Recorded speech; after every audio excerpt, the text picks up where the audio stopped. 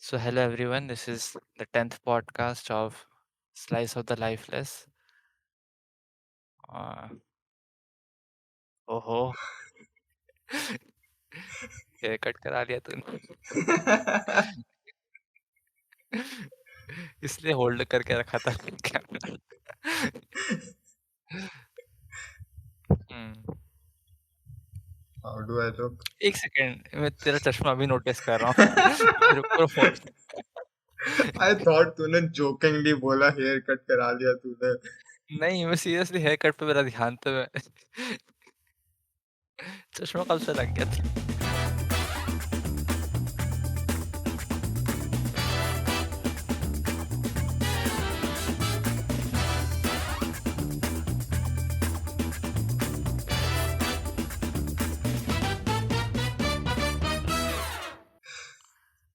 Uh, अभी recently लगा। I thought I should get my eyes checked before going away. Hmm, So prescription दिया। I'll tell you about it. तो तू हम्म। Episode का introduction खत्म कर। क्या इंट्रोडक्शन तो हो गया।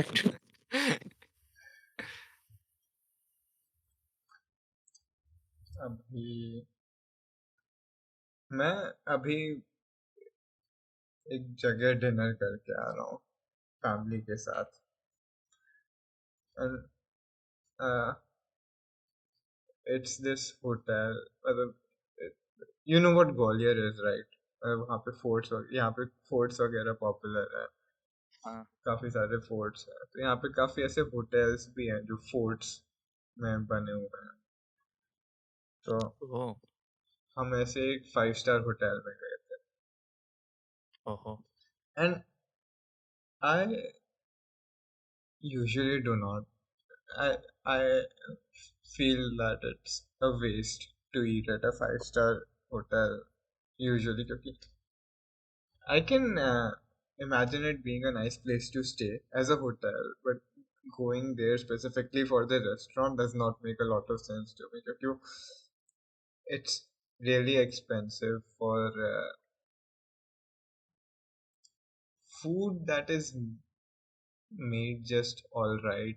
There's nothing special about it. It's just very expensive.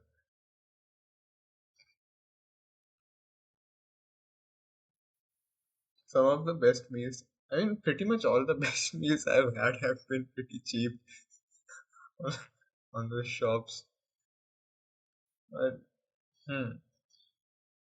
now उसका एक particular part है of going to restaurants, not just expensive restaurants. It's just been an experience with restaurants generally recently यहाँ पर कि they try to push you to buy their bottled water. I mean, pehle, if you remember, they would just give you filtered water jugs में। वो हमेशा एक काफी clear option रहता था।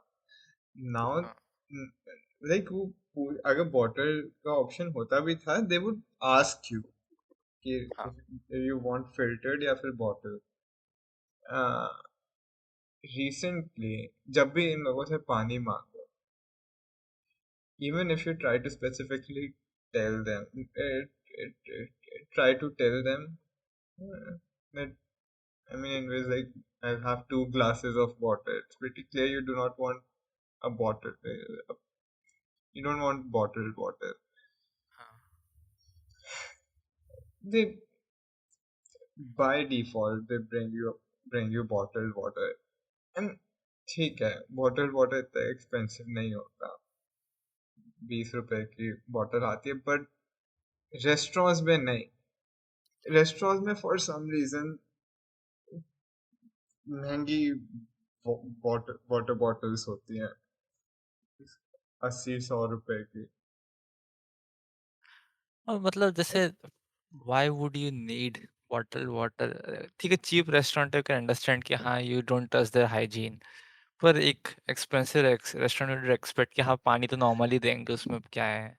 यू नो मेरी इसमें प्रॉब्लम क्या है, you go to their restaurant and you spend so much money on buying their food वगैरह and it feels so cheap and pathetic कि वो पानी के लिए इतना रुलाते हैं कस्टमर्स को because they actively try to make you feel bad about ordering filtered water.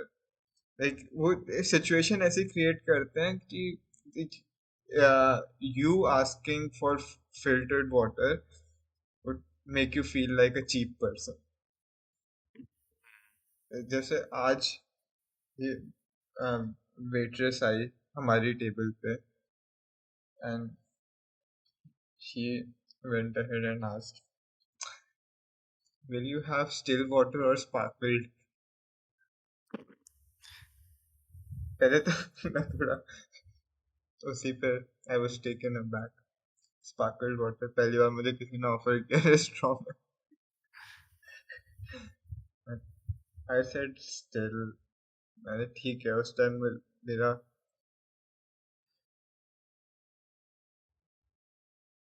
मन नहीं किया going out of my way to ask होता फॉर क्या है फिल्टर्ड वाटर. स्पार्कल्ड वाटर होता क्या है? Carbonated water. Eh, sparkling sparkled नहीं स्पार्कलिंग. लोग कार्बोनेटेड सिर्फ वाटर. लोग नॉर्मल पानी में को कार्बोनेटेड करके पीते हैं। हाँ. यू तो कोल्ड ड्रिंक नहीं लेंगे उसके वजह से बेटर। ये वाला कंसेप्ट इतना समझ नहीं आता। कोल्ड पानी में ड्रिंक. सोना।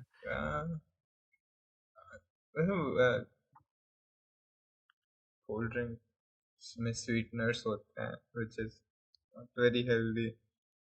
Sparkling water is just sparkling water. मतलब सोडा विदाउट मेरे को लग रहा है कि याद ठीक है या तो पानी पी रहे हो तो सिर्फ पानी पी रहे हो। बट अगर कुछ स्पेशल पीना ही है बेवरेज कार्बोनेटेड देन ठीक है मे बी पसंद होगा लोगों को आई डोंट नो। हाँ कुछ लोग पीते हैं बस जिंदगी में sparkling water और कुछ नहीं. You know, I've also heard of people who don't drink water at all. वो अपना cold drinks पे hydration करते हैं अपना पूरी तरह से. बहुत अनहेल्दी नहीं हो? हाँ ये तो मैंने बस इंटरनेट पे पढ़ा है चलते चलते स्क्रॉल करते हुए.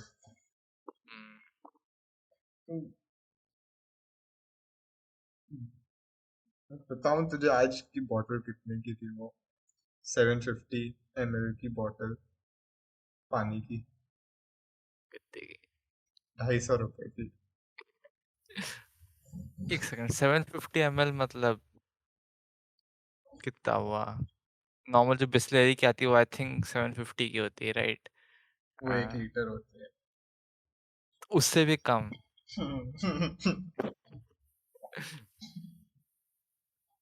750 ml की दारू आती है. ओके। यस. वो सो तो ठीक है खाना के साथ। I mean I told you right I don't expect much from food. वैसा ही होता है बहुत नॉर्मल रेगुलर सा. It's just well made food. You don't really have much to say about it.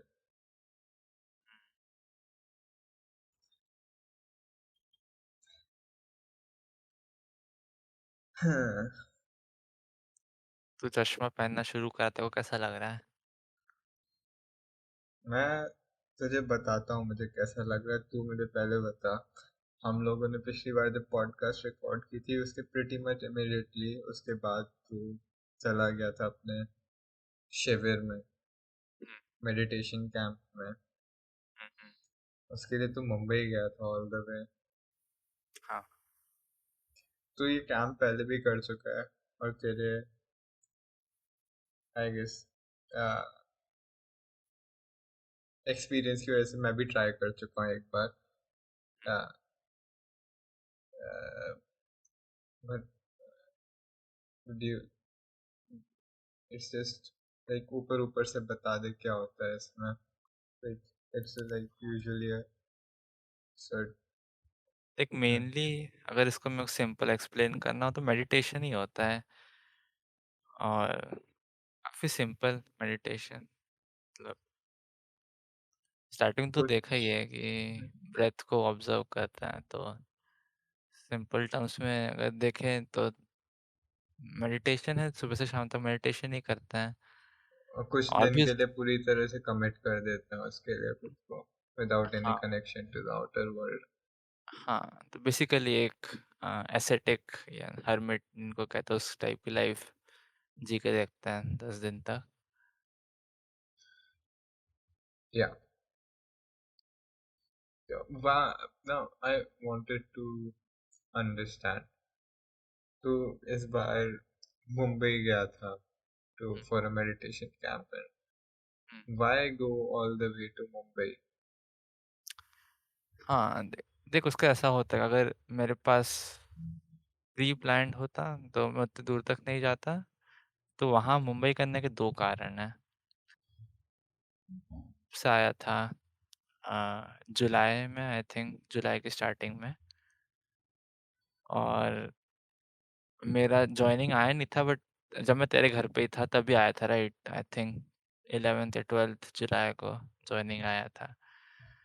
तब मेरे को लगा था ठीक है, इंटर्नशिप खत्म हुई, इंटर्नशिप की ड्यूरेशन में तो कहीं जा नहीं सकता था मैं। अभी कंपनी में जॉइनिंग आएगा, उसके बाद में नहीं जा पाऊँगा प्रोबेबली। तो ये इन दोनों के बीच का जो इंटरवल है, उसके बीच में जहाँ शिविर में मिलेगा वही जाना होगा। तो जो अवेलेबल ऑप्शंस थे उसमें फ़ीज़िबल था यहाँ पे जाना। क्योंकि अगर ऐसे इंदौर में भी हो रहा होता है तो उनके रजिस्ट्रेशन कई महीनों 1 महीने पहले फुल हो जाता है, राइट? एकदम आप इमीडिएटली बुकिंग रजिस्टर करके नहीं जा सकते हो यूजुअली। तो एक तो वो रीज़न था कि वहाँ का फ़ीज़िबल था कि जिस टाइम स्लॉट में इमीडिएटली चाहिए था उतने में मिल रहा था मेरे को। सेकंड रीज़न है कि वो जो इगतपुरी है वो ऐसे मान सकता है कि वो वो सबसे पहली जगह थी जहाँ पे जो गोयंका जी हैं, जो मेन टीचर रहते हैं हमारे सिखाने के लिए, तो उनने वहीं से शिविर देना स्टार्ट करा था, if I remember correctly. At least long शिविर का, जो जो जो मेरा सेंटर था वो लॉन्ग शिविर के लिए ही स्पेसिफिकली, तो वहाँ पे जो 10 दिन के शिविर होते हैं नए लोगों वाले, वो नहीं होता है। वहाँ पे सिर्फ पुराने साधकों वाले जो लॉन्ग शिविर होता है सिर्फ वो होता है। और उसी पे उनने 40 साल तक सिखाया है, वहीं पे खुद पर्सनली वो लेते थे शिविर। पर तेरा इस पर रिलेटिवली शॉर्ट था ना, जहाँ तक मुझे याद है वो 10 दिन का होता है ना। हाँ, ये सती-पट्ठान था। इसमें टाइम टेबल सेम चलता है, 10 दिन का होता है, बट डिफरेंस ये होता है कि जो डिस्कोर्सेज़ होते हैं, उसमें सती-पट्ठान सुत्त मतलब अ, बुद्धवाणी जो होती है, जो ओरिजिनली जो टेक्निक बुद्ध ने सिखाई थी जिस तरीके से, उसको हम स्टडी करते हैं कि नॉर्मली नॉर्मल शिविर में हम उनकी वाणी से नहीं सीखते, राइट? जो गोयंका जी जैसा सिखाते उसके हिसाब से हम करते हैं। बट इसमें हम देखते हैं कि उनने ओरिजिनली कैसे सिखाया था, तो उससे और क्लैरिटी आती है। तो वो रहता है। Let me ask you this question. ठीक है, ठीक है। Are you any closer to Nirvana? वो नहीं पता मेरे को। नहीं इतना इतना उसमें वो गोल लेके तो काम नहीं करते हैं जनरली, अपने शॉर्ट टर्म गोल्स लेके ही काम करते हैं। तो उस What सेंस में are तो हाँ। what are your feelings during and after the camp? तो देख मेरे साथ ये रहा है कि ड्यूरिंग द कैंप तो काफ़ी डेडिकेटेड होके करता हूँ मैं। बट जनरली जो लास्ट डेज़ होते हैं कैंप के, उसमें मेरे साथ और बहुत साधकों के साथ होता है ये चीज़ कि अब देख मेरे को पता नहीं पॉडकास्ट में ये सब बताना चाहिए कि नहीं, पर जैसे उनकी टर्म्स में बोलूँ तो इसको बोलते हैं विकार निकलना, कि आप ऑब्ज़र्व करते जाते हो तो रैपिडली ज़्यादा निकलता है और बेसिकली बहुत ज़्यादा तूफ़ान टाइप का मच जाता है और पेनफुल होता है काफ़ी। मेरे एक्सपीरियंस में ये वाला। तो जैसे पिछले के जो कोर्सेज़ कर रहा हूँ मैं 10 डे कोर्सेज़, उसमें भी सेम प्रॉब्लम आई थी मेरे को। और इस वाला जो अभी करके आया हूँ उसमें भी सेम प्रॉब्लम आई थी कि लास्ट के जो डेज़ होते हैं उसमें बहुत अ, सर पे चढ़ जाता है मेरे, और यहाँ तक एक कि मिनट, आने के बाद भी क्या चढ़ जाता है सर पे? अब मैं इसको कैसे समझाऊँ? स देखो बहुत ज़्यादा ऐसे गुस्सा आएगा, या तो बहुत ज़्यादा एकदम मतलब एजिटेटेड फ़ील करेगा, तो ऐसा कभी-कभी होता है। हर किसी को ज़रूरी नहीं हो, बट कॉमनली ऐसा होता है कई बार कि शिविर के ड्यूरेशन में या शिविर के एंड में तुम्हें बहुत ज़्यादा एकदम से फ़ील हो। Do you understand why? हाँ, तो देख, हम जब ध्यान करते हैं तो हमारा अब ये चीज़ें हैं, I think I we should not discuss it publicly. इसको अगर हम पर्स प्राइवेटली डिस्क, क्योंकि तू ये 10 दिन का शिविर कर चुका है, right? So you you are eligible कि तू ये सब बातें कर सके, बट जनरली शिविर में ऐसा बताया जाता है कि ये बातें कोई थर्ड पर्सन के सामने नहीं करना चाहिए, जो जिसने शिविर नहीं करा, वरना वो गलत समझ लेता है इस टेक्निक को, या गलत परसेप्शंस बनाता है इसके लिए। तो what's wrong with that? Misguide करता है ना आप लोगों के टेक्निक को, फिर समझते हैं कोई सुपरस्टिशियस चीज़ है वो, तो आप मिसगाइड कर रहे हो उनको। जो अटेंड कर रहे हैं उनको समझ में आता है कि हम क्या टेक्निकल टर्म्स यूज़ कर रहे हैं, क्या मतलब है उसका। I don't understand still what's wrong with that. ठीक है, किसी को समझाने की कोशिश करी of what you have been up to about your camp, and उन्हें ढंग से समझ में नहीं आया। उन्हें लगा कि सुपरस्टिशन है, क्योंकि मे नहीं, बी नहीं, तू ढंग से वो नहीं, तू कोई थर्ड पर्सन को तू क्या करके आया तो वो समझा सकता है, दैट इज़ ओके। बट जो मैं तेरे से समझा रहा हूँ कि तू 10 दिन का शिविर कर चुका, तो मैं तेरे से उस उसको रिलेट करते हुए बात करूँगा, राइट? बट जिसने शिविर नहीं करा है उसके लिए वो मिसगाइडेड होगा हमारा कन्वर्सेशन, मिसगाइडिंग होगा। क्या वर्ड होता है? मतलब आई सही नहीं थिंक तू मानता है उसका। आई थिंक तू बात कर सकता है। From what I understand, it's जो लाइक मेडिटेशन में they just ask you to observe, पहले सांस ऑब्जर्व करने को बोलते हैं, एंड देन अपने धीरे धीरे सारी बॉडीली फीलिंग्स, जो भी कुछ भी हो रहा है बॉडी में, फिजिकल सेंसेशंस या फिर even emotional sensations, they emotional tell you. Sensation, ठीक है। हाँ, मे बी इमोशनल नहीं होगा, मे बी आई एम मिस रिमेम्बरिंग। तो हाँ, they tell you to merely observe it as a third person, which uh, I think the term is metacognition. I'm not sure, but huh, they pretty much ask you to observe it as a third person without reacting to it. हाँ। So that's essentially what the whole meditation thing is. वो उसके technique है, अलावा but उनके उसके उसमें depth है ना कि हम क्यों देख रहे हैं ऑब्जेक्टिवली, उससे क्या इफ़ेक्ट आता है, और उसके आगे फिर क्या-क्या चेंजेस होते हैं उसमें। तू जो बताया सही बताया, उसमें कुछ गलत नहीं था, बट ऐसा मैं तेरे से पूछूँ कि व्हाट इज़ द ऑब्जेक्टिव, कि क्यों देखना है उसको, उससे क्या होगा और कैसे प्रोग्रेस होगी? getting closer to nirvana. But क्यों? कैसे? How does that work? I mean, see, that's slightly okay. मुझे पता नहीं ज़्यादा इफेक्ट्स के बारे में मेडिटेशन के, just to get it out there to any outsider listening. I did not get much from the meditation camp, which I've already told you. Uh, so, so, and I do not even contend the benefits of meditation just because I did not feel them personally. I maybe there are benefits to meditation. It's just something I did not experience in those 10 days. Um, but उसके अलावा, whatever they say about uh, Does he talk about Nirvana? He does हाँ, talk about Nirvana a it little, does right? हाँ, वो that and the talk about vibrations, उसके लिए क्या word use करते हैं वो लोग? वाइब तरंगे तरंगे ही बोलते हैं। हाँ, तरंगे, वो लास्ट दिन पे कुछ गुड हाँ, तरंगे, all that थोड़ा tangentially seeps into religion, वो वाला portions. So तू उसकी बात कर रहा है कि people like वो ये बोलते हैं वो religion वाला पार्ट डिस्कस मत करो बाहर लोगों से, ऐसा होता है? इतना कुछ स्पेसिफिक नहीं बोलते बट ऑल्सो मुझे वो भी थोड़ा I mean, not to be rude but bullshit लगा था जब when you start the shiver uh, and he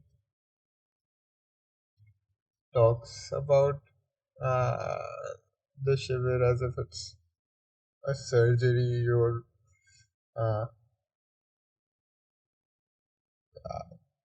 body will be open, ऐसे जैसे सर्जरी के टाइम में तुम्हारी बॉडी ओपन करते हैं एंड देन उसमें कुछ भी फिक्स करके उसे वापस क्लोज करते हैं। उनका एनालॉजी ये था कि शिविर के बीच में ही छोड़ के चले जाओगे तो it would be like you roaming around with an open wound. वो मुझे I honestly found that a little bullshit. Mean फिर वो एक्सपीरियंस वाली चीज़ है राइट बिकॉज़ ठीक है, ऊपर से सुनने पे उसका एनालिसिस होता है but I have experience that वो मैं एग्ज़ैक्टली वही बोल रहा था जो जिस चीज़ को मेंशन करे वही प्रॉब्लम मेरे को आई है। मैं उसी को बोल रहा आपने बताया था प्रॉब्लम है। तो लाइक स्पेकुलेशन में समझ सकता हूँ कि वो ऐसा लगे बुलशिट बट हुँ, ठीक है अब बट तूने थोड़ी छोड़ा बीच में।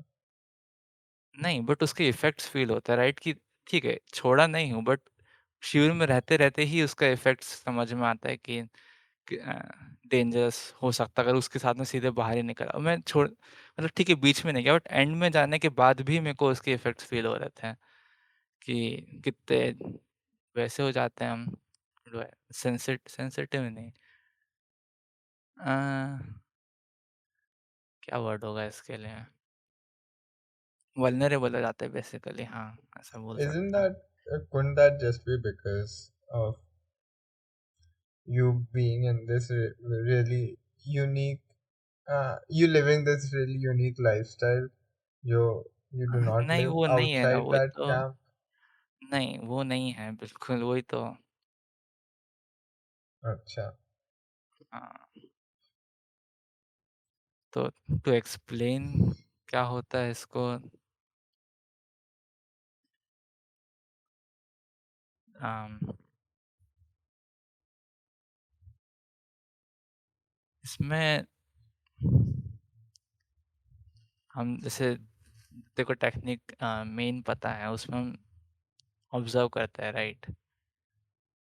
तो जनरली हम जब नॉर्मली रहते हैं तो वी मल्टीप्लाई जो हमारा होता है उसको बट जब शिविर में रहते हैं हमारा ऑब्जर्व करते हैं तो मल्टीप्लिकेशन रुक जाता है जितने टाइम ऑब्जर्व करता हूँ वो आके चले जाता है तो उसमें से बताते हैं कि जब हम ऐसा कंटिन्यूअसली करते हैं तो जिस स्पीड से वो आते हैं जैसे मान ले 20 सेकंड में जनरली एक बार आ रहा है तुम नेचुरल स्टेट में हो तो 20 सेकंड में एक बार आ रहा है 30 सेकंड में एक बार आ रहा है तो उसकी जो फ्रीक्वेंसी वो बढ़ते जाती है हम्म। तो अगर तुम ध्यान के स्टेट में हो तब इजी होता है उसको उसमें मतलब ऑब्जर्वेंट वाले तरीके से देखना उसको बट अगर तुम ध्यान से ऐसे ही उठे हो तो उसकी फ्रीक्वेंसी मेंटेन रहेगी वो उतनी स्पीड से आते जा रहा है but you are not ready to observe it objectively right तो फिर वो सर पर चढ़ने लग जाता है एकदम say that is the thing So uh, you didn't feel very well at the end of the camp. Camp खत्म होने के बाद you hmm, weren't feeling well. You hmm. felt agitated. हाँ, इवन ड्यूरिंग द कैंप और सिर्फ़ इसके नहीं, इसके जो पिछला था, उसके भी जो पिछला था, अ, सेम एक्सपीरियंसेस रहे हैं मेरे उसमें। How are you now? हाँ, अभी ठीक हूँ, अभी ठीक हो जाता है, 1-2 दिन तक रहता है, फिर चला जाता है। Hmm.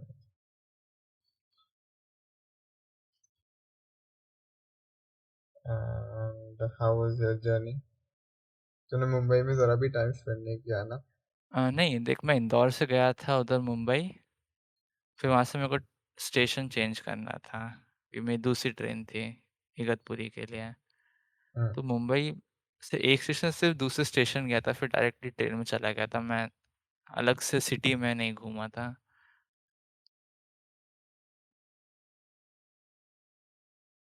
Okay.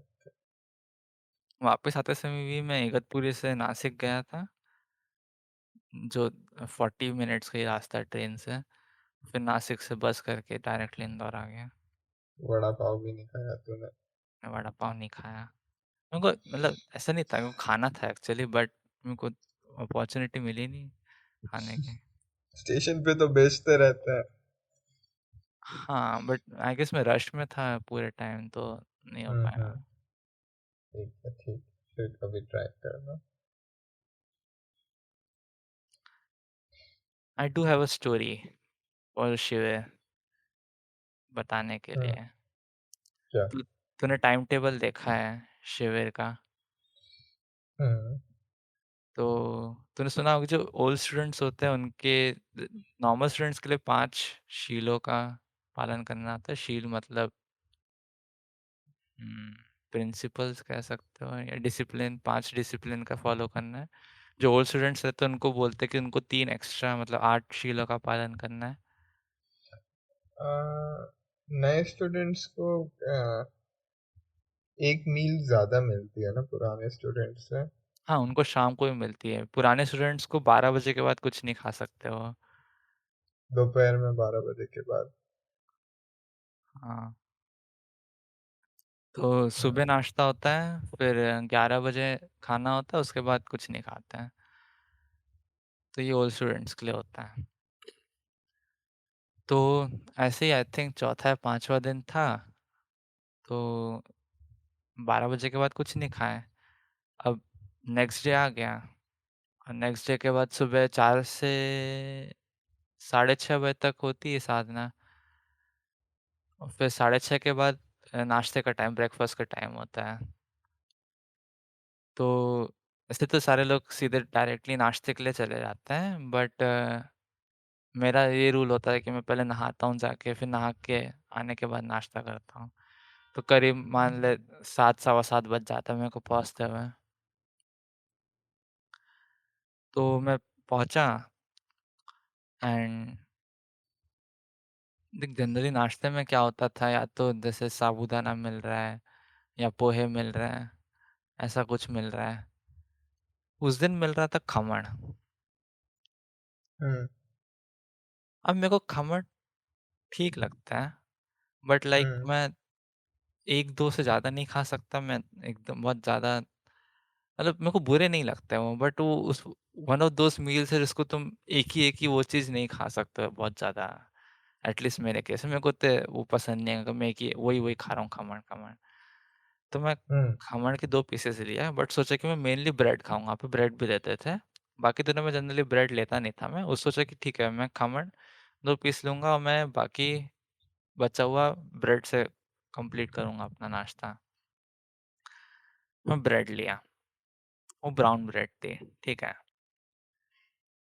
अब उन्हें ब्रेड के साथ उसमें ब्रेड में लगाने के लिए ऑप्शन में रखा था एक जैम का जार और एक पीनट बटर का जार, हम्म। और वो बड़े-बड़े, इत्ते बड़े-बड़े मतलब 30 हम्म। सेंटीमीटर हाइट में मान लो जार थे। ठीक है। नाउ अब अगर मैं तेको एक पीनट बटर के जार को इमेजिन करने बोलूँ, हम्म। वो ओपन रखा हुआ है जार, ठीक है?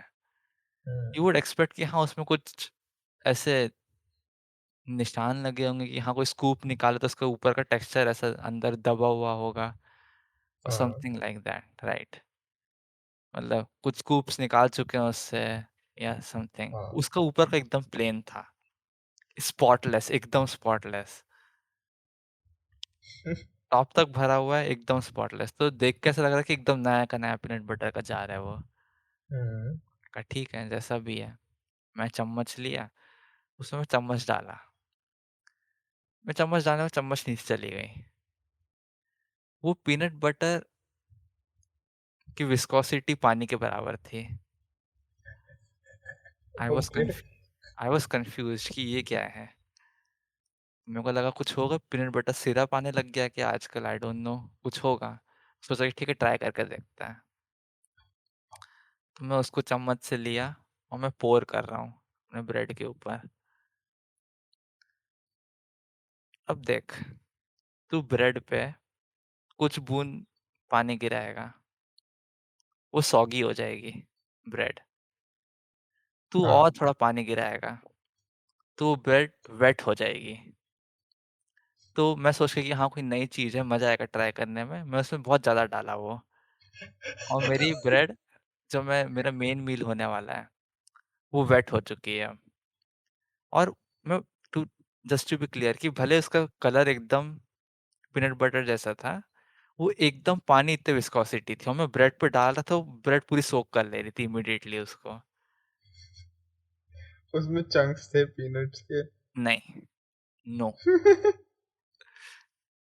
ठीक है। तो मैं अपना वो लिया, जाके बैठ गया अपनी जगह पे। Let me try this new thing. मैं लेता हूँ ब्रेड को, बाइट करता हूँ। तो it is exactly what you would imagine कि हाँ, एक ब्रेड को तुमने पानी में डुबा दिया है, क्लियर वाटर, नथिंग एल्स, और फिर उसको तुम खा रहे हो वेट ब्रेड को। उसमें कुछ कोई ट्रेस नहीं था पीनट बटर का। And then it clicked to me कि क्या चल रहा है यहाँ पे। मैं गया वापस, जो चम्मच था, लंबा वाला लिया मैं, उसको और वो क्योंकि जार बड़ा था वो, ठीक है। मैं और अंदर हाँ। घुसा के देखा, तो अराउंड मिडल पे मेरे को सॉलिड फ़ील हुआ। So from what I understand कि क्या हुआ है, मैं तेरे को पूरा सिनेरियो समझा रहा हूँ। वो पीनट बटर नॉर्मल रहा होगा, है ना? अब हाँ, बाय द वे मैं उसको टच करा वहाँ पे, तो वो पीनट बटर जैसा फ़ील नहीं हुआ, वो पत्थर जैसा फ़ील हुआ।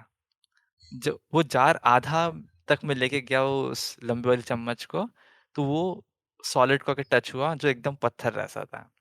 So from what I understand कि वो पीनट बटर वो ऐसे खुला रख देते होंगे कि हाँ, आके ले ले लोग, लगाने के लिए ब्रेड पे, और वो खुले में हाँ, रखे-रखे वो पीनट बटर जम गया। आई डोंट नो ऐसा पीनट बटर सपोज़्ड कि वो जमता है कि नहीं जमता खुले में रखे हुए?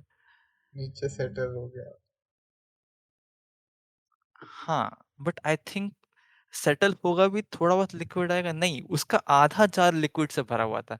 आई थिंक उन लोगों ने सोचा कि उसमें पानी डालेंगे और उसको मिला देंगे, तो वो कम, मतलब वो घुल जाएगा, एक बेसिकली सिरप टाइप का बन जाएगा, व्हिच डिड नॉट हैपन। ऊपर पानी टाइप का आ गया और नीचे वो पीनट बटर रह गया वैसे के वैसे। जिसका वो पानी वाला मैं अपने सिर्फ़ पानी, पीनट बटर नीचे वाला नहीं लगाया मैं, सिर्फ़ पानी में ब्रेड में डाल चुका हूँ अब मैं। तो बेसिकली उस दिन मैं नाश्ते में वेट ब्रेड खाया। That is the story. How was it? So wet bread, how what do I explain to them? And a wet bread and your determination to finish your food. Yes, I finished it.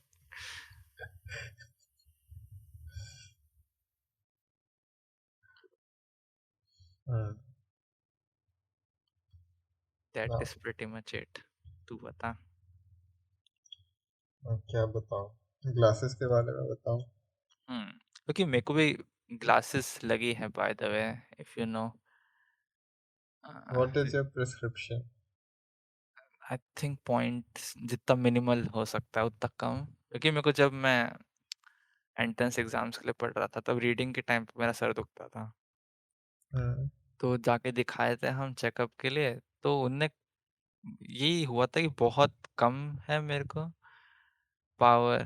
तो उनने जो दिया भी था वो सिर्फ reading के लिए ग्लासेस दिए थे, और मैं पहना भी हम्म। नहीं ऑनेस्टली, क्योंकि मैं जब पहनता था तो मेरे को ज़्यादा अनोइंग लगता था वो लगा के रखना। हम्म। और But दूसरी, isn't it supposed to be like that? कि थोड़ा adjustment का period होता है when you get used to them I and would you're expect, supposed to wear them. हाँ बट दैट वुड हैपन अगर मैं एक्चुअली उसका यूज करने के लिए पढ़ रहा हूँ, और मैं पढ़ने वाला बच्चा नहीं था। तो मैं पढ़ता ही नहीं था, तो उसका यूज का टाइम भी कम था, तो that was not working out.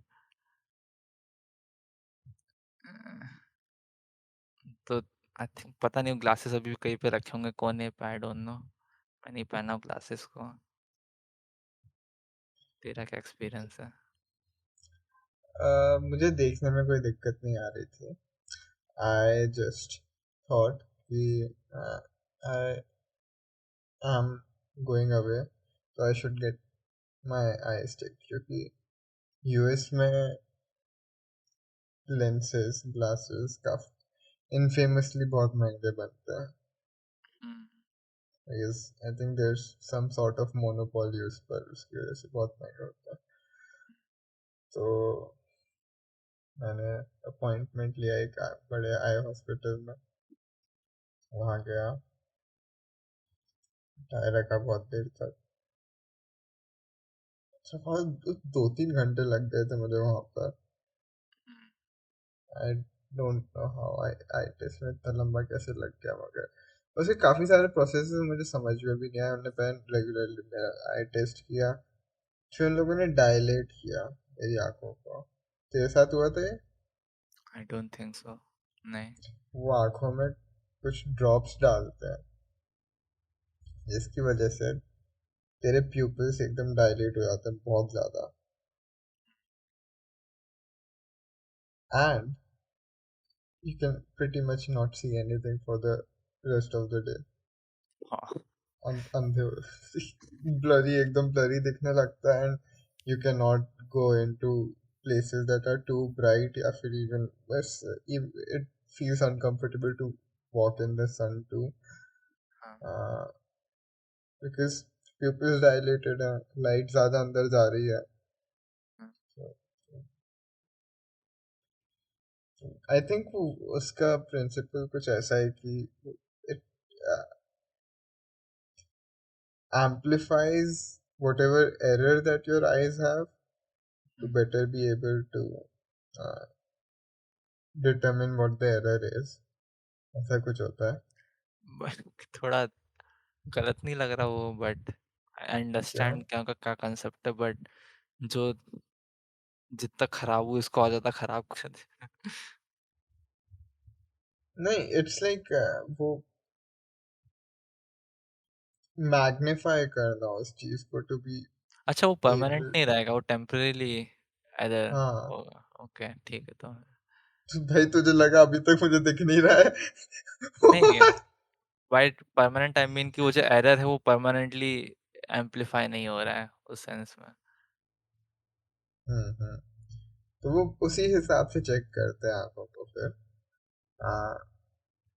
And they said कि नंबर तो है तुम्हारा आंखों का, बोलते हैं कि 2 दिन बाद फिर आना. कौन सा, तब क्लोज एक और रेंज बार वाला है कि लॉन्ग रेंज वाला? पास का देखने में अपेरेंटली मुझे दिक्कत आती है. तो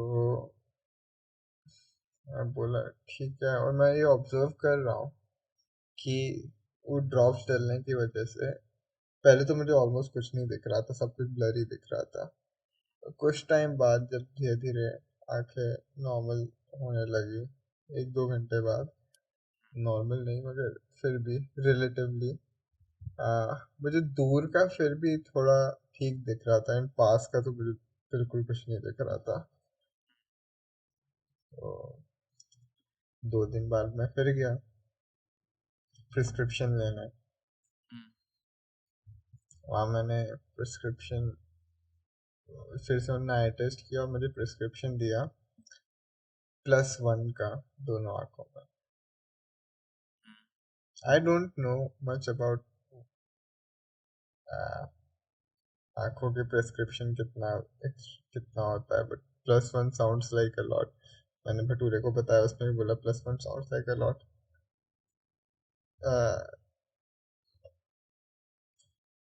तो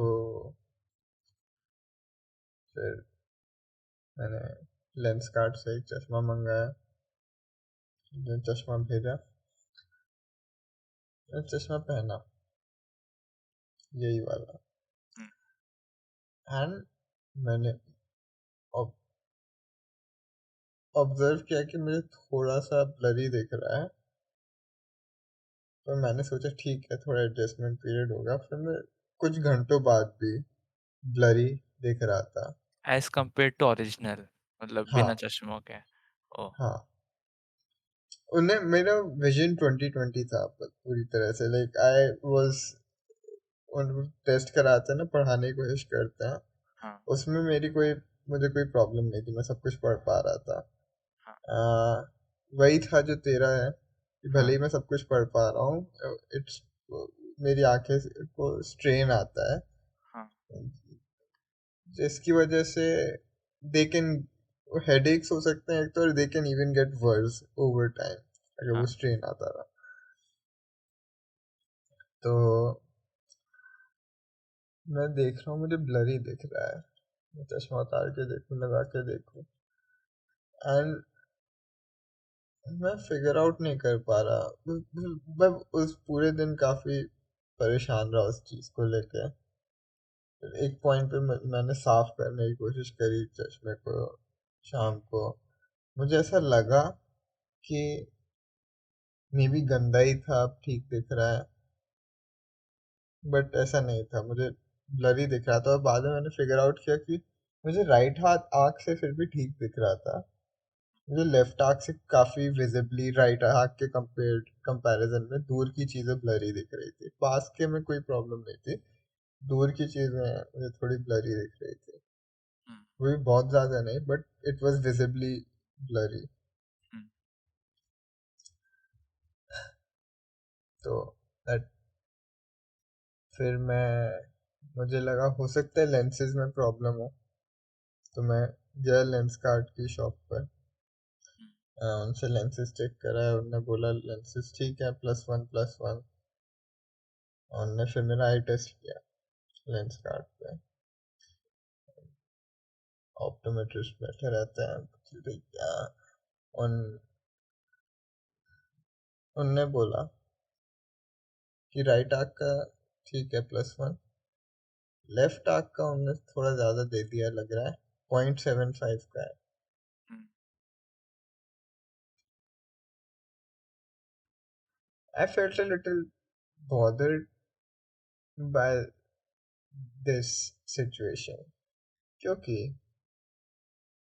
one of the reasons a person goes to a doctor is that they don't want to think about this problem. They don't want to have to think about it. वो डॉक्टर जो बोलेगा वो सही है, because they are the expert. You don't want to have to think about it yourself. तुम expert नहीं हो उस चीज को लेके। अभी दो लोगों ने तुम्हें अलग अलग प्रिस्क्रिप्शंस दे दिया है, एक इतना बड़ा आई हॉस्पिटल, एक लेंस कार्ट की शॉप में बैठी optometrist.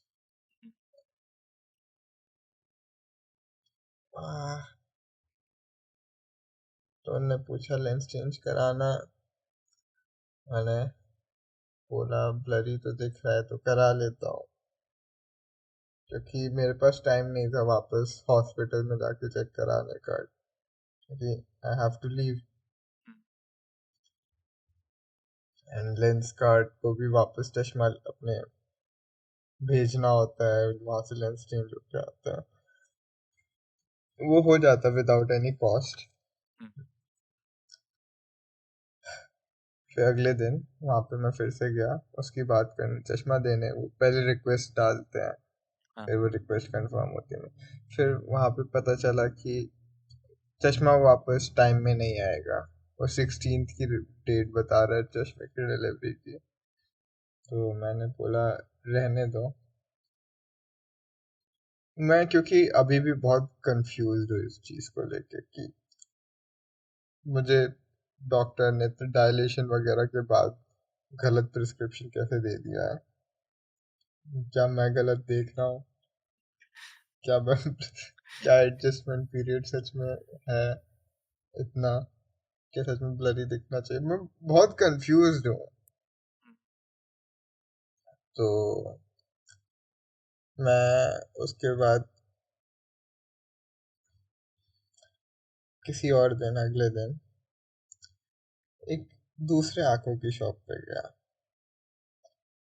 To get a confirmation. Maybe बी उसी दिन गया था। हाँ। वो कोई लोकल चेन है,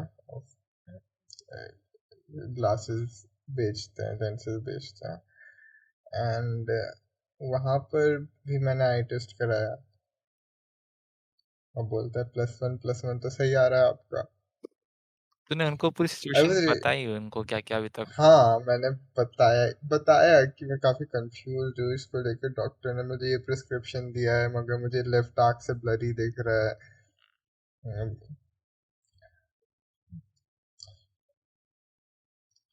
और मैं अब और कंफ्यूज हो गया हूँ क्योंकि मुझे काफी क्लियरली ब्लरी दिख रहा है अपनी एक आंख से। और मुझे दो लोग बोल चुके हैं कि +1 +1 का प्रिस्क्रिप्शन है। हुँ, आई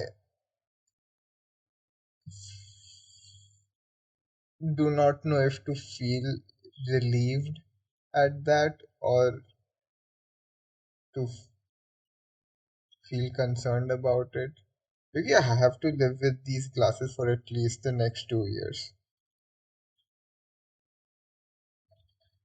मैं लोकल ऑप्टोमेट्रिस्ट के पास इसलिए गया था क्योंकि they can change your lenses quickly. वहीं पे बदल के दे देंगे even though you'll have to pay for another pair of lenses. But इसने तो बोल दिया +1 +1 का सही है। तो एक और ऑप्टिमेट जो भी वर्ड होता है उनके पास जा, आँख वाले डॉक्टर के पास और उनको सिचुएशन मत बता अपनी। तू बस बता कि एक बार आप चेकअप करके देखिए कि क्या-क्या नंबर होना चाहिए। और अभी कहानी खत्म थोड़ी हुई है। अच्छा अभी नहीं हुई है, ओह! मैं अगले दिन फिर से उस एरिया में गया, not with the intention to get an item. मैं धीरे धीरे एक्सेप्ट करने की कोशिश कर रहा हूँ, ठीक है ये चश्मा ठीक है, +1 का ही प्रिस्क्रिप्शन है। बट मेरा मन नहीं माना। मैं सोचा एक चौथी बार आई टेस्ट हो जाए।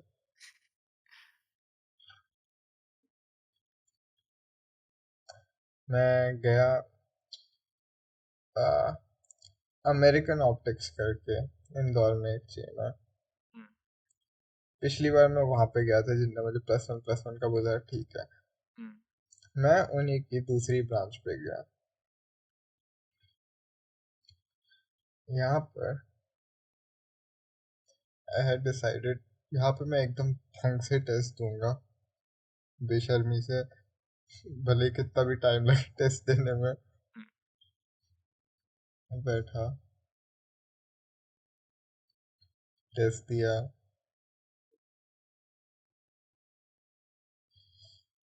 मुझे लेंस कार्ड ने बोला था मेरा +1 राइट का है, 0.75 लेफ्ट का है।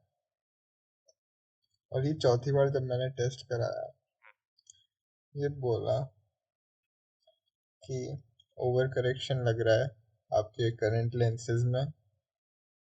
आपका एक्चुअल प्रिस्क्रिप्शन राइट में 0.5, लेफ्ट में 0.25 का है। मेरा दिमाग खराब हो गया। ये वाइल्डली एकदम नया प्रिस्क्रिप्शन ले आया। अभी तक के सारे प्रिस्क्रिप्शंस थोड़े थोड़े वेरी कर रहे थे या फिर कंफर्म कर रहा था उस पिछले प्रिस्क्रिप्शन को। ये कुछ नया ही ले आया। मैंने बहुत देर तक उसके लेंस टेस्ट किए। वो लेंस जैसे ग्लासेस में लगा के टेस्ट कराते हैं, मैं उन्हें लेके बाहर चला गया सड़क पे। सड़क पे नहीं, मतलब शॉप पे, हाँ, बाहर सड़क पे देखने लगा। टू कंफर्म ऐसे उतार के देख रहा हूँ बार बार, या हाँ। फिर पुराना चश्मा लगा के देख रहा हूँ। और मुझे वो ठीक लग रहा है जो इसने मुझे प्रिस्क्रिप्शन दिया है। कौन से? 1 सेकंड, ये 0.5, 0.25? 0.5 और पॉइंट, हाँ। और अगले दिन मुझे इंदौर छोड़ना है। हुँ, मैंने काफी देर तक उसके लेंस ऐसे ऊपर नीचे करने के बाद डिसाइड किया कि I am getting the lenses changed. Hmm. And now, right now, you're looking at those new lenses. और मुझे अभी तक ठीक दिख रहा है, एंड ब्लरी नहीं दिख रहा। It's I it's pretty much what I see without the glasses. I do not really see any difference. Uh, but I think that's how it's supposed to be, क्योंकि it's just curing my strain, इतना कोई बहुत ज़्यादा number नहीं है। हुँ। तो yes, the whole process was so frustrating because I am a customer who does not know anything. पहली बार classes लगने जा रहा है, मुझे नहीं पता कुछ भी उसके बारे में। और मुझे 4 अलग अलग प्रिस्क्रिप्शंस दे दिए, 3 अलग प्रिस्क्रिप्शंस। बट इसका कोई बहुत एब्सोल्यूट तरीका नहीं होता फाइंड आउट करने में? मैं सरप्राइज़्ड, क्योंकि अगर ऐसा हो रहा है तो आई वुड नॉट ट्रस्ट। अब मैं कोई आई आई डॉक्टर के पास जाऊँगा तो मैं।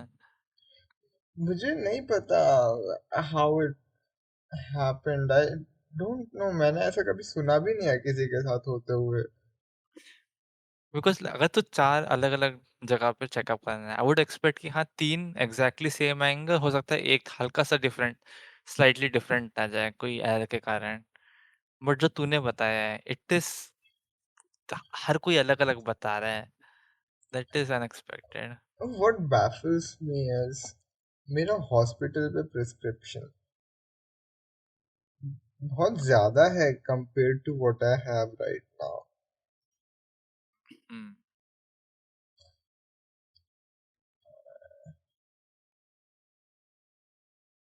एंड मैंने कोशिश की कॉल करने की हॉस्पिटल पे, डॉक्टर से बात करूं मैं। डॉक्टर से बात नहीं करते फोन पे। It's that is kind of annoying. मतलब छोटी छोटी कंसल्टेंट्स के लिए हॉस्पिटल जाना पड़ता है, जो मैं नहीं जा पाया। हुँ।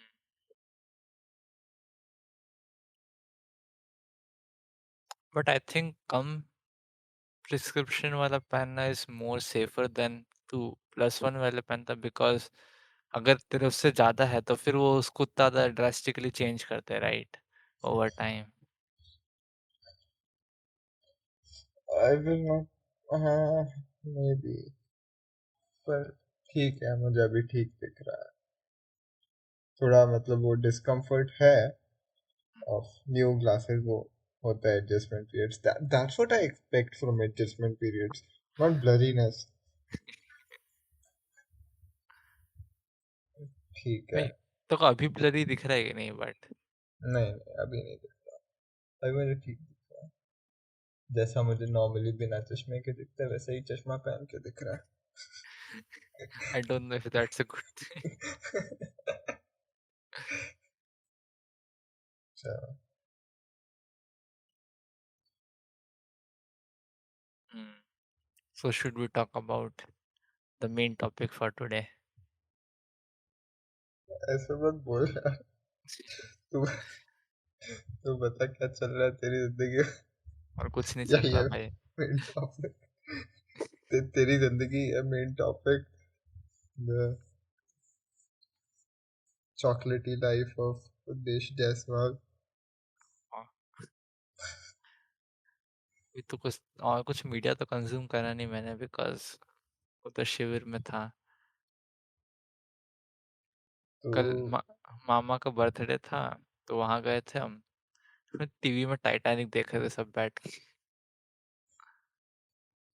टाइटैनिक। हाँ। आई डोंट थिंक मैं कभी उस मूवी को स्टार्टिंग से एंड तक पूरा देखा हूँ। वैसे कल भी देखा था मैं, आई थिंक मैं बीच का कुछ 20 मिनट का देखा था, फिर मैं चला गया था अपना अलग दूसरे रूम में। और आई मैं थिंक मैंने हाँ,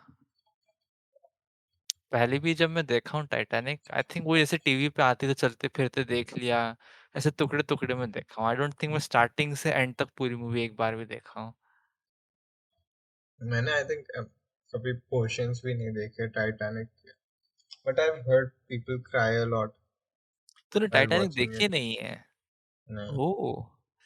तो इतनी दुनिया भर की मूवी देखा तो ये इतनी पॉपुलर थी, ये वाली नहीं देखा? कभी मन नहीं किया, doesn't seem like my kind of movie.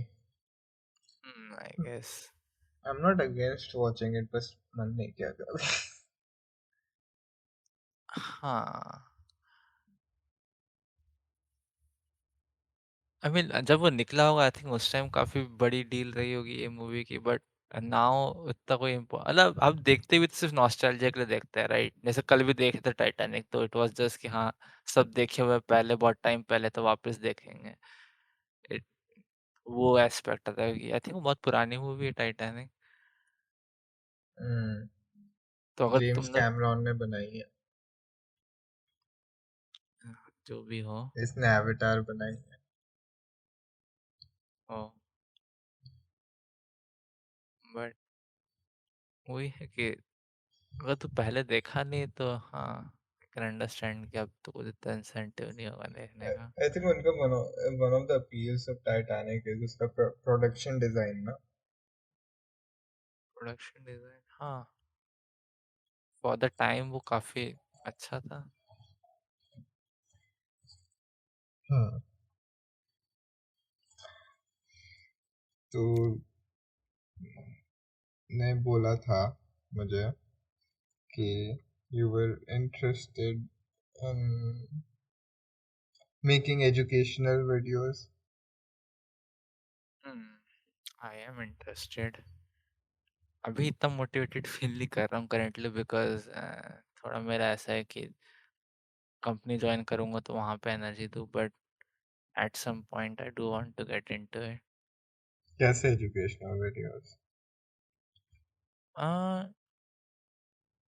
Like जो खुद मैं एक्सप्लोर करता हूँ, जैसे अभी मेनली एल्गोरिदम्स का कर रहा हूँ, या तो मेरा इंटरेस्ट फिजिक्स में भी था, सोच रहा था फिजिक्स भी करता हूँ जब, बट मैं जब निकाला बुक्स के वापस अपने 11-12 के बुक्स, तो आई थॉट कि अगर मेरे को उसमें करना है तो मेरे को बहुत पढ़ना पड़ेगा पूरा फिजिक्स स्टार्टिंग से एंड तक, which will take a lot of time and energy. तो आई डोंट फील कि क्वाइट अभी कर सकता हूँ मैं, या अगर मैं करना चाहूँ तो मेरे को बहुत ज़्यादा देना पड़ेगा उसके अंदर एफर्ट्स पहले। तो उससे ज़्यादा रेडिली अवेलेबल करेंटली एल्गोरिदम्स में, कि मैं ऑलरेडी एल्गोरिदम्स में काफ़ी फ्रेशली काम करता रहा हूँ। तो हाँ, अगर मैं स्टार्ट करता हूँ तो पहले एल्गोरिदम से रिलेटेड करूँगा मैं। जो करते हैं जनरली लोग, एक तो होता है कि हाँ, जो कॉमन टॉपिक्स है उसके आप उसके एक टॉपिक को समझाने वाले वीडियोज़ बनाओ। वो काम के होते हैं ऑफ कोर्स, बट अब जो जनरल टॉपिक्स है उसके ऊपर ऑलरेडी बहुत सारे ट्यूटोरियल्स बन चुके हैं। एक तो वो, और दूसरा काफ़ी अच्छे-अच्छे बने हैं। If you look at the quality जो यूट्यूब पे भी अवेलेबल है, वो बहुत बहुत हाई क्वालिटी के एल्गोरिदम समहाउ, पता नहीं क्या है इसका, बट बहुत हाई क्वालिटी के फ्री में अवेलेबल है हर एक टॉपिक के ऊपर समझने के लिए। तो आई डोंट थिंक मैं कुछ हो सकता है कुछ नीश टॉपिक्स इसमें कंट्रीब्यूट कर सकूं, बट आई डोंट थिंक मैं उसमें करूंगा तो बहुत एक्चुअली कुछ कंट्रीब्यूट करूंगा उसमें। तो उसका एक जो सेकंड चीज़ होती है, वो होती है कि कई सारे जो कॉम्पिटिटिव प्रोग्रामर्स होता है, कॉन्टेस्ट देते हैं एल्गोरिदम्स के, और वो कॉन्टेस्ट ख़त्म होने के बाद, जस्ट उसके बाद में या तो वीडियो रिलीज़ करता है तो लाइव स्ट्रीम करता है, और उसमें वो बताता है कि जो कॉन्टेस्ट में फ्रेश क्वेश्चंस आता है, जितने बच्चे थे सबने दिया होता है कॉन्टेस्ट, हज़ारों में देते हैं बच्चे, तब उन्हें खुद फ्रेशली सॉल्व करके आए क्वेश्चन, तो उनकी क्या अंडरस्टैंडिंग आई है उससे, और जिन-जिन ने सॉल्व करा वो दिखाते हैं, उनने कैसे अप्रोच करा क्वेश्चंस को, उनने कैसे किस पॉइंट से शुरुआत करी और फिर कैसे सॉल्व करा उसको, हाउ डू दे आइडेंटिफाई कि कौन से क्वेश्चन में कौन सा कंसेप्ट यूज़ होने वाला है। तो वो काफ़ी मैं खुद बहुत यूज़फुल लगा मेरे को, मैं खुद देखता था ऐसे लाइव स्ट्रीमर्स को, क्योंकि कॉन्टेस्ट के बाद में जो एक्सप्लेन करते थे उनकी क्वेश्चन की अंडरस्टैंडिंग, और बहुत अच्छा लगता था मेरे को वो देख के। तो आई थॉट कि मेरे को भी I can do something like that, but of course ये सब करने के पहले खुद अच्छा बनना पड़ेगा, और to the level that I can actually help out someone else. अभी के लिए तेरा क्या प्लान है फिर? अभी के लिए तो खुद पे काम खुद इम्प्रूव करना होगा, राइट, मेरे को एल्गोरिदम्स में। With that goal in mind.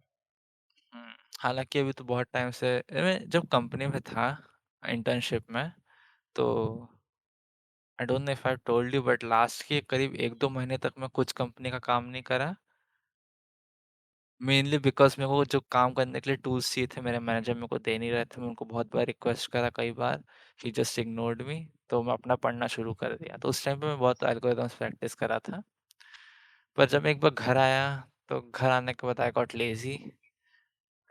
Lazy या फिर ऐसा भी होता है कि उतना एनवायरनमेंट में वो सूटेबल नहीं लगता कि मैं इतना कंटिन्यूअसली फोकस कर सकूँ उसमें। कहीं न कहीं इधर-उधर कुछ काम में बुला लेते हैं मेरे को, या नहीं भी बुलाए तब भी मैं डिस्ट्रैक्ट हो जाता हूँ खुद से समथिंग। तो अभी तक तो मैं इतना घर पे बैठे-बैठे एल्गोरिथम्स प्रैक्टिस करा नहीं हूँ। But uh, after some time I do want to get back into it.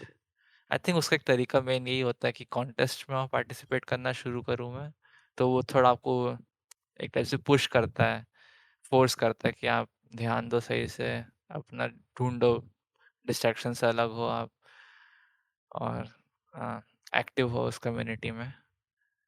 But contest देने की बस सेकंड एक प्रॉब्लम ये रहती है, बहुत बड़ी, बहुत एग्ज़ॉस्टिंग फ़ील होता है वो, उस पे एक बार घुसते हो तो। देखता हूँ बट मैं कर पाऊँ कि नहीं।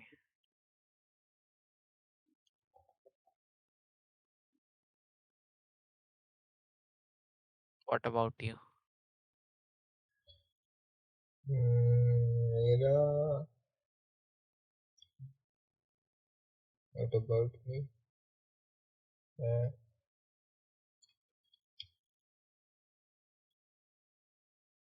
talking about doing things on the side other than whole uh, college thing,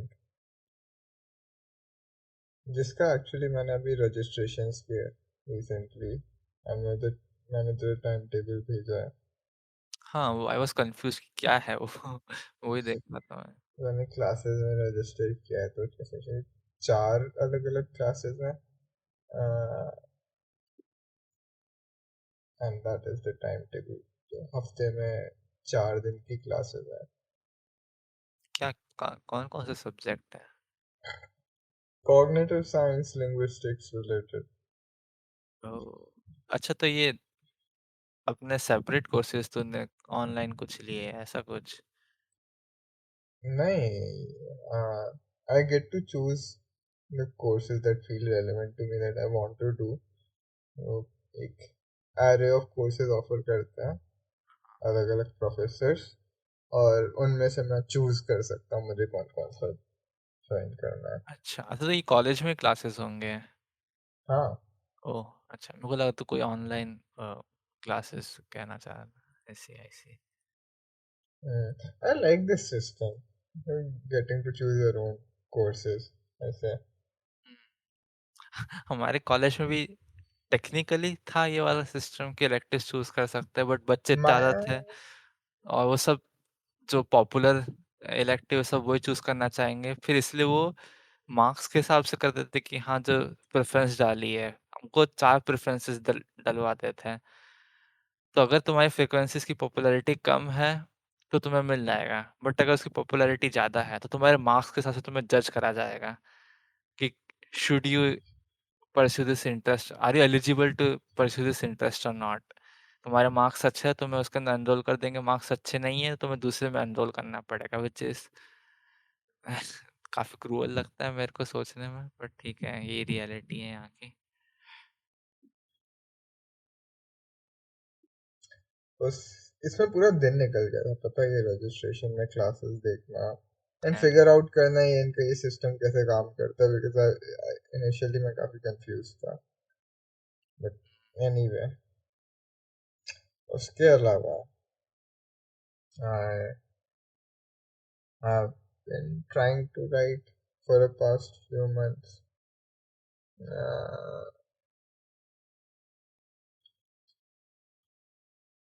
You know, I'm interested in filmmaking. Specifically, I am interested in screenwriting. So I have been trying to work on some scripts. I've never written any feature length screenplays. हमेशा जब भी लिखे हैं short films के लिए लिखे हैं, mostly competitions के लिए लिखे हैं. uh, तूने पढ़े हैं ना some of the हाँ, short तूने films. पढ़ा है मेरे को. Hmm. हाँ. I will give you a brief description of one of the screenplays I've been working on primarily. उसका छोटा सा डिस्क्रिप्शन देता हूँ.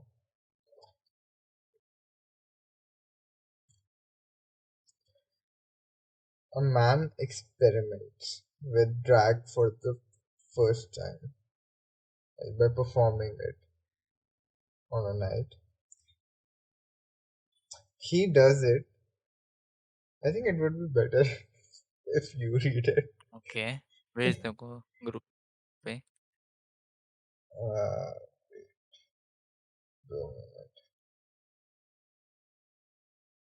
इन द मीन टाइम मैं uh, बताता हूँ कि मैं एल्गोरिथम्स की जर्नी पे कैसे स्टार्ट हुआ था, I guess.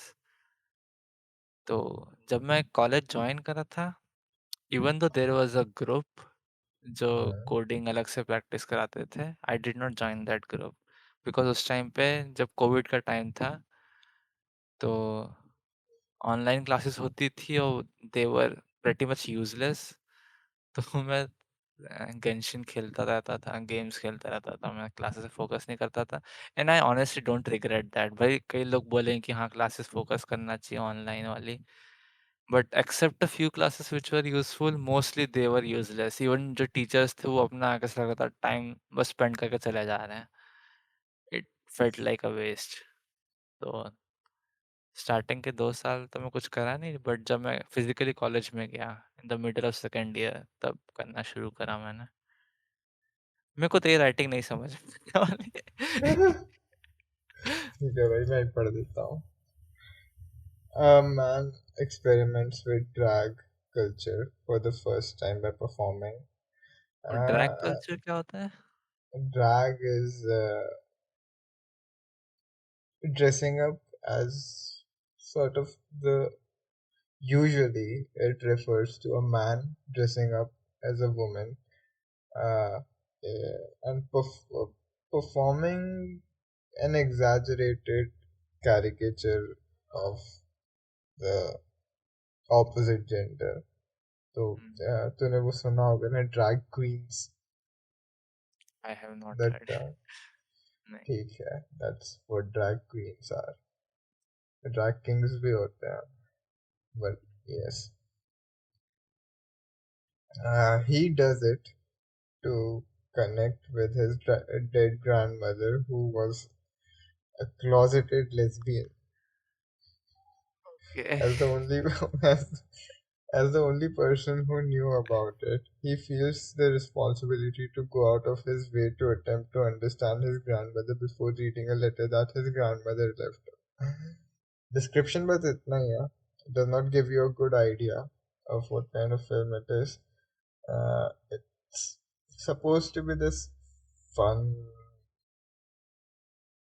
mildly action film. Like it's the kind of films where the an adventure unexpectedly ensues, वगैरह. I mean, I think the title gives you a pretty good idea of the kind of film it is supposed to be.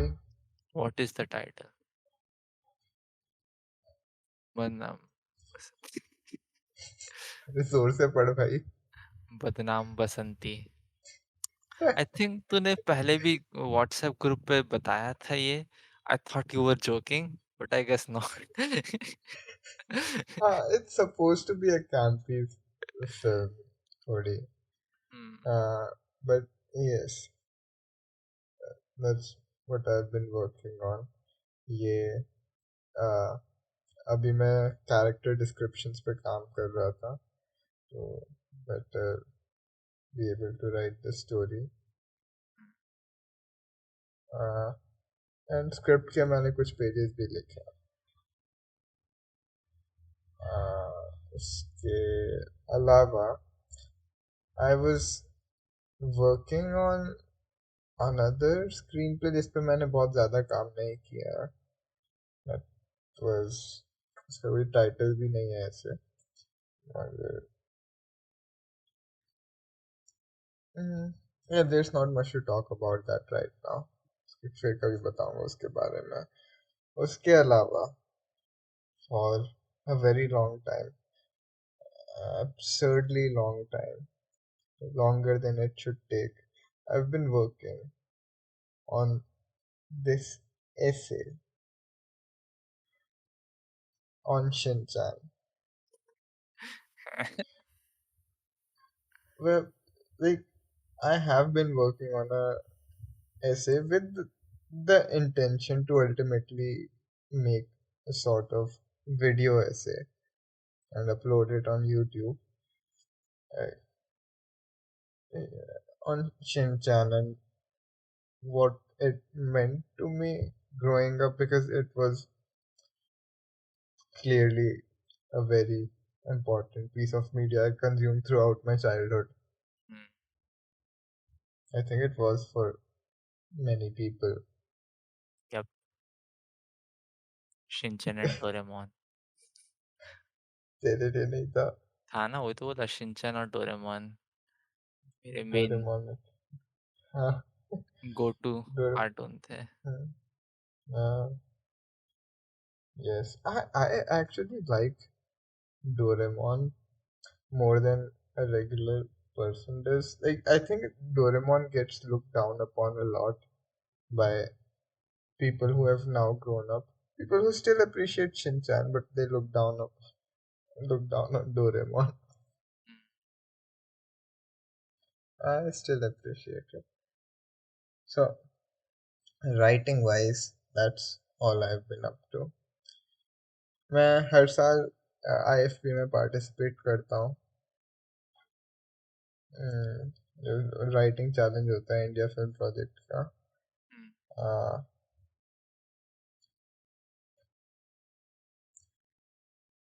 इस साल भी मेरा intention था participate करने का, but to be honest मैं participate करना भूल गया. पर एक दिन डेट देखी, फिर डेट चेक करी, निकल चुकी थी डेट उसकी. यस, बस उतना ही है about my writing for now.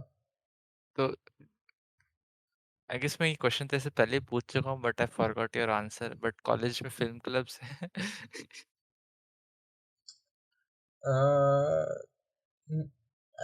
मुझे दिखा तो नहीं था कोई ऐसे फिल्म क्लब कॉलेज में. फिल्म मेकिंग क्लब हो सकता है, फिल्म अप्रिसिएशन क्लब हो, but yeah, I don't think there's a filmmaking club this university, man. And the thing I have decided to be interested in is screenwriting. उसके लिए I don't necessarily need a lot of people. It's something I can do by myself, sitting in my room. But do you not want to implement these screenplays you're writing? I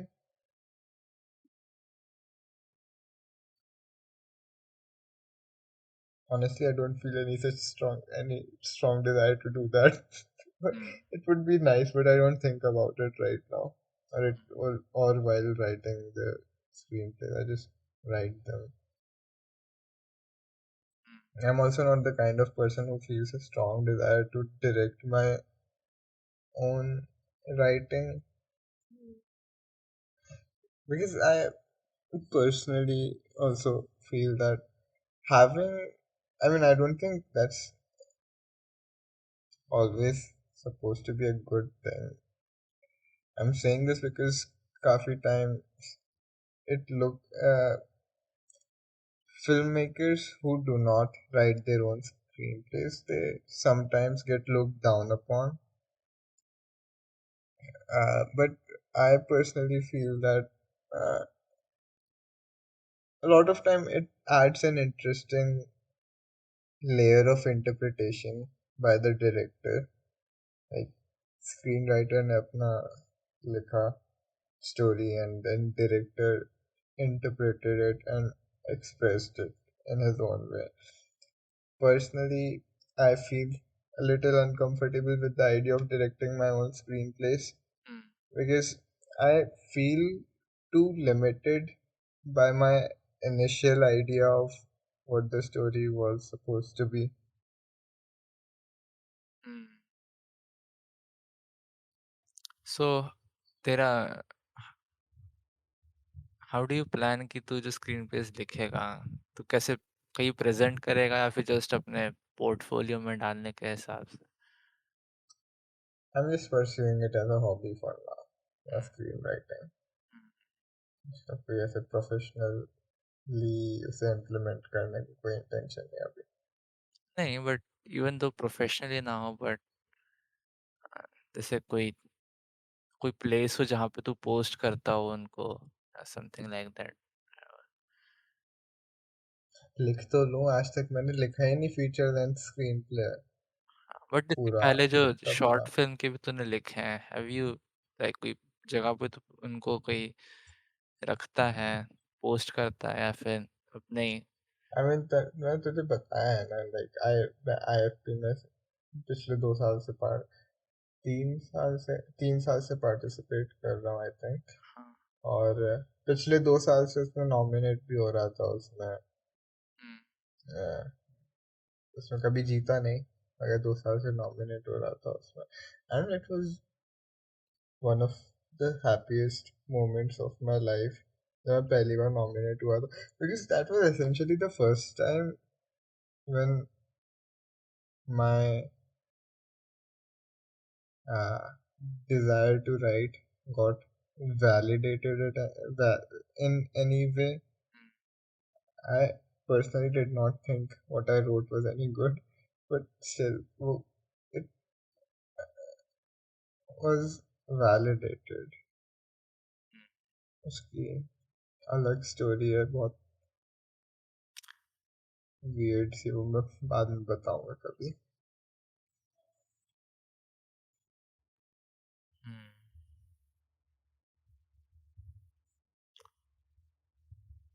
okay. As for me, जो algorithms मैं अपना pursue करने की बात कर रहा था, जो टीचिंग का है, that is an objective, but of course वो इमीडिएट ऑब्जेक्टिव नहीं होगा उसको करने के लिए, क्योंकि उस तक रीच करने के लिए काफ़ी ज़्यादा पहले इम्प्रूवमेंट करने की ज़रूरत रहेगी मेरे को, मेरे उसके स्किल्स में, जो कि बहुत टाइम लगता है। Like it is not something कि मगर मैं 1 महीने तक बैठ के बहुत भिड़ के करते रहा हूँ प्रैक्टिस एल्गोरिदम्स की, तो एकदम से मैं मास्टर हो जाऊँगा। ये नहीं होता, ये मैथ्स टाइप का होता है जिसको स्लोली प्रैक्टिस करते-करते डेवलप होता है इसका aptitude, it is like that. तो इसको टाइम लगता है इम्प्रूव होने में। हम्म. तो मेरा मेन इंसेंटिव एल्गोरिदम्स प्रैक्टिस करने का तो ये रहेगा कि I don't want to feel restricted by the company I am working at, कि जो भी एटलीस्ट मेरे इंजीनियरिंग कंप्यूटर साइंस इंजीनियरिंग की फील्ड के जो इंटरव्यूज होते हैं उसमें जो main one of the main things which is tested is this only, your algorithm. या फिर I guess इसमें computational aptitude बोलेंगे इसको, प्रॉब्लम सॉल्विंग एप्टीट्यूड, ये मेनली टेस्ट होता है इनके इंटरव्यूज में. तो if I have good grasp. grasp on data structure algorithms, I would have a good chance of clearing the company. और I would, मेरा मेन ऑब्जेक्टिव यही है कि मेरे को कॉन्फिडेंस रहे कि I am not restricted to the place I'm working at. I can switch to any other place whenever I want. तो आई गेस मेरा भी मोटिवेशन वही है उसके आगे और इम्प्रूव करने का. हम्म. मेरा immediate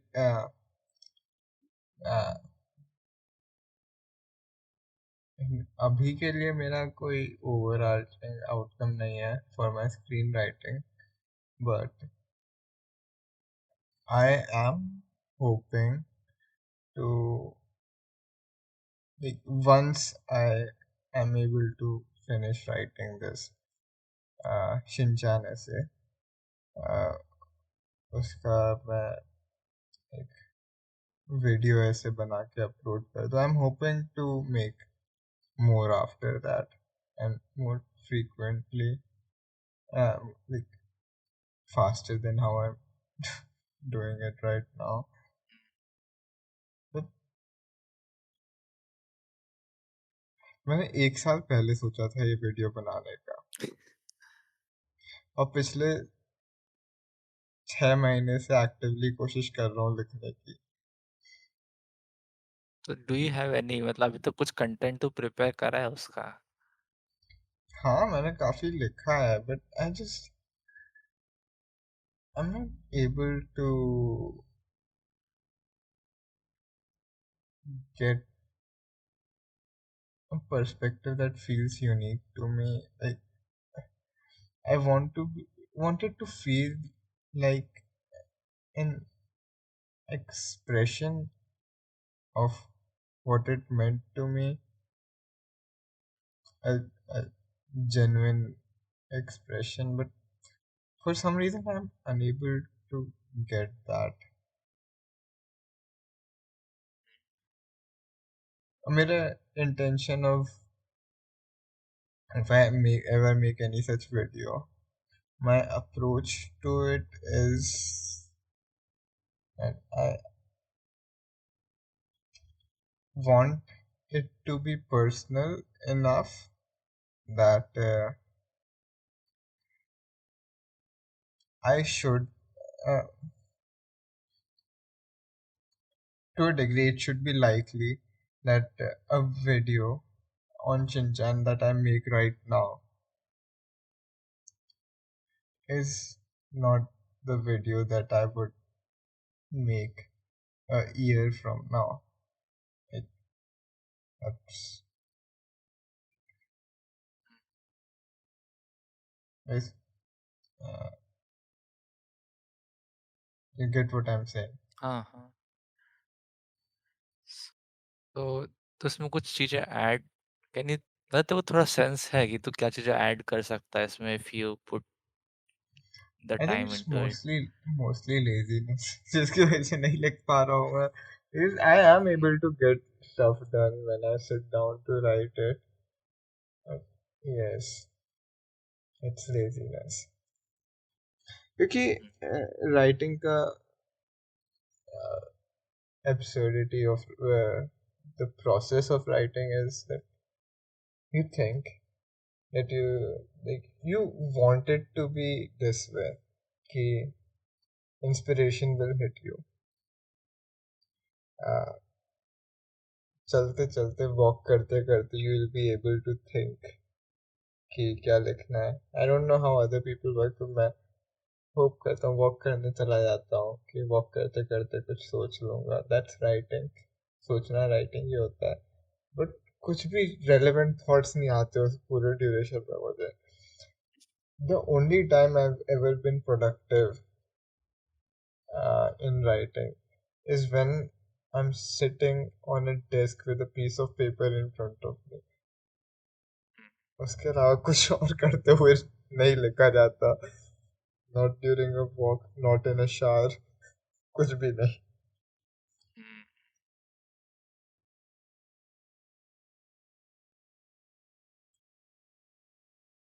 And it's so difficult to convince yourself to sit in front of a desk for a given period of time. It feels so cruel to make yourself sit down. कुछ निकल नहीं रहा है, बस बैठे हो यू देख, क्योंकि before you sit down you completely blank. कुछ कुछ आइडिया नहीं है क्या लिखना. And a fear is that मैंने 1 घंटे का सोचा है कि 1 घंटे तक लिखता हूँ, चलो बैठ के. द फियर इज दैट वो 1 घंटे तक मेरे दिमाग में कुछ भी नहीं आएगा, वहीं बैठा रहूंगा. And that would make me feel horrible.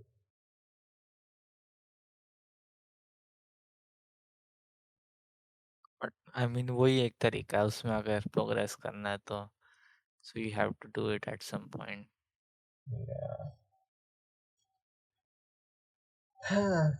What have you been writing? मैं तो कुछ लिखा नहीं.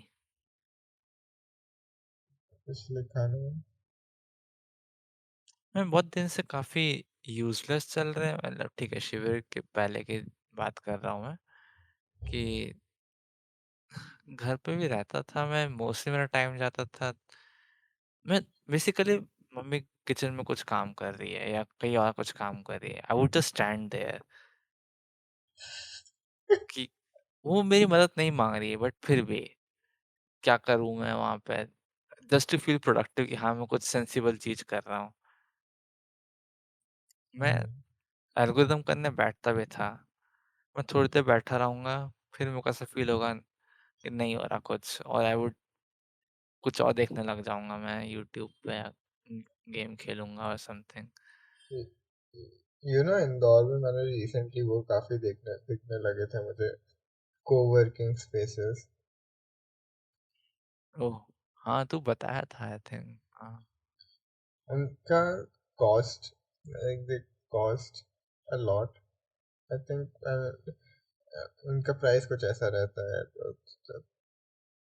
3,000 फॉर अ मंथ और समथिंग, वहाँ पे जाके. But that concept makes sense to me. If you don't want to go out and sit in a cafe, जहाँ पर if you go every day, you probably end up spending more. Hmm. Uh, so it makes sense. I've never been to such places, but in theory, it sounds like a decent idea.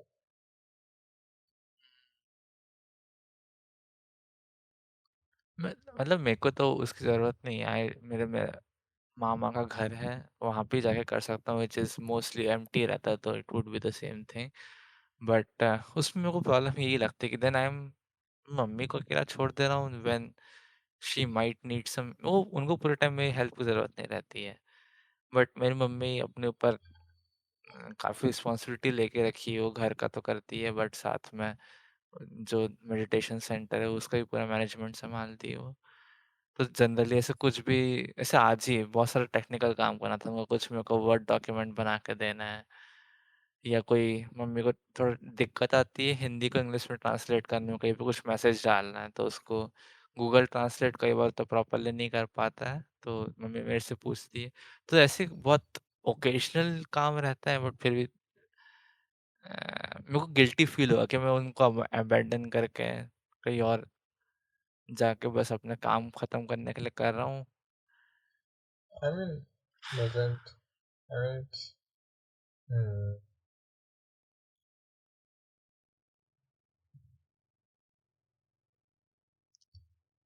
मैं there उनको ये was, बताऊंगा, she would just say कि हाँ उनको ज़रूरत नहीं है, वो मैं जा सकता हूँ, बट मुझे इतना सही नहीं लगता, पता नहीं ये करना.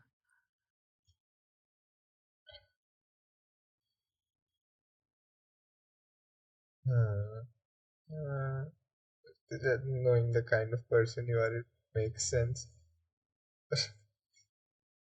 Being the kind of person I am, it does not make sense.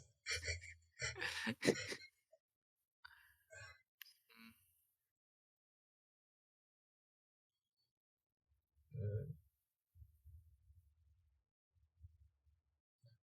मैं-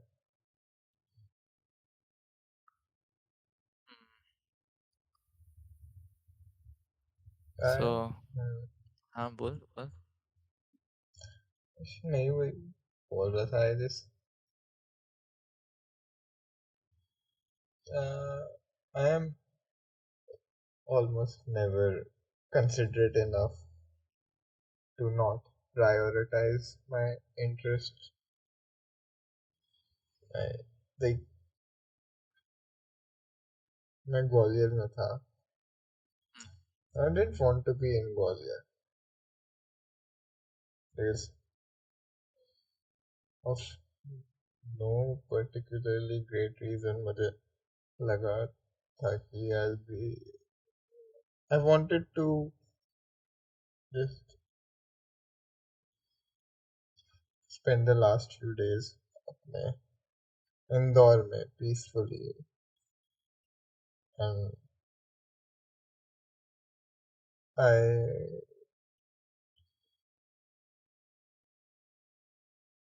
और मेरे मम्मी पापा यहीं पे थे. मैं चला गया.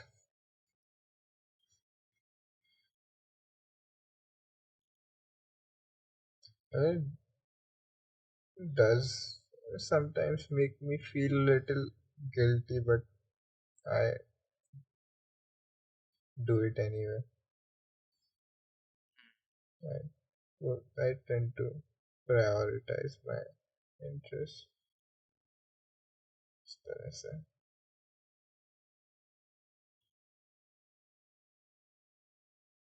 बट अनमी मेरे केस में ऐसा है कि I think there is a possibility कि मैं यहाँ पे रहते हुए भी I am just being lazy, कि मैं उतना एफर्ट्स नहीं डाल रहा हूँ उसको कंसंट्रेट होके अपने काम करने को. सो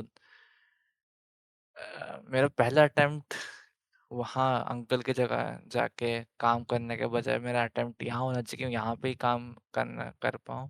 सो दैट Essentially, the हाँ same dilemma, pretty like a very similar dilemma to me with my desk and my piece of paper. हाँ.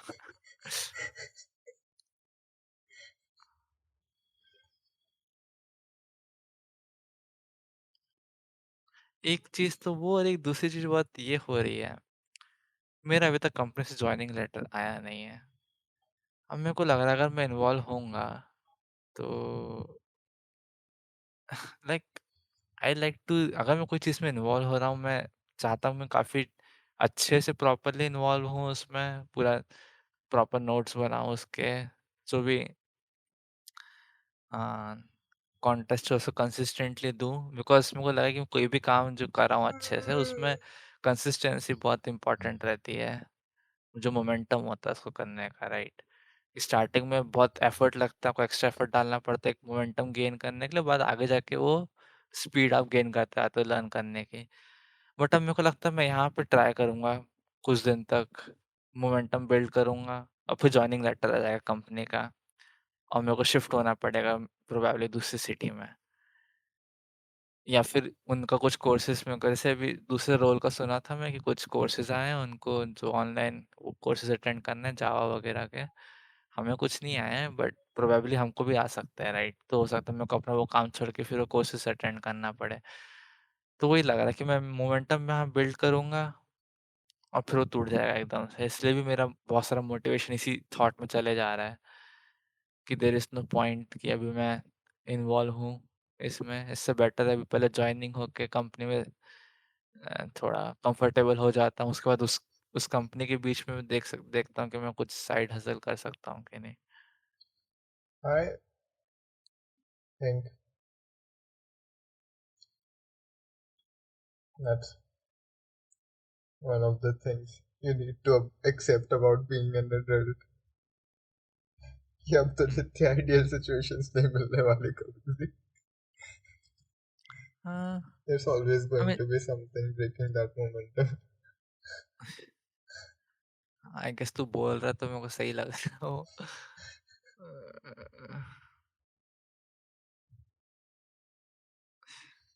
आई don't see a clear solution to that. देखता हूँ आई गेस क्या कर सकते हैं. have to suck it up and do it. Just do it. Probably वही करना।